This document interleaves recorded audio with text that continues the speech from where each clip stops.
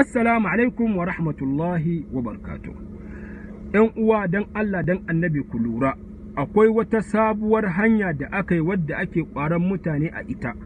An yi bayanin nan da larabci, na zo in yi shi da Hausa saboda kowanne tsuntsu kukan gidansu ya sani.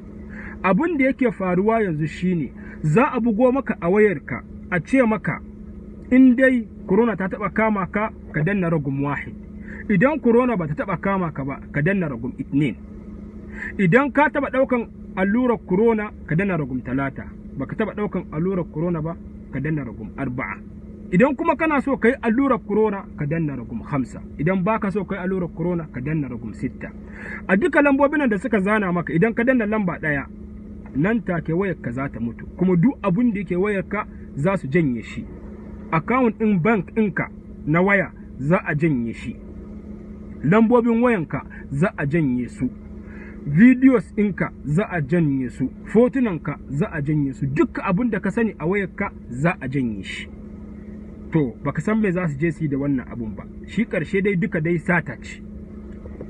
To aka ce muku in dai kunne ya ji gangar jiki ta tsira.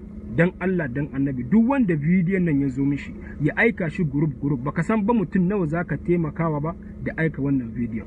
Kuma duk wanda ya aika wannan bidiyon group ya yada shi, Allah ya mishi albarka, kuma Allah sa ya gama da duniya lafiya. Kuna tare da naku Muhammad Zol, jagoran Hausawan Saudiya na media, mai istidiyan Hausa Makka City. Nagode.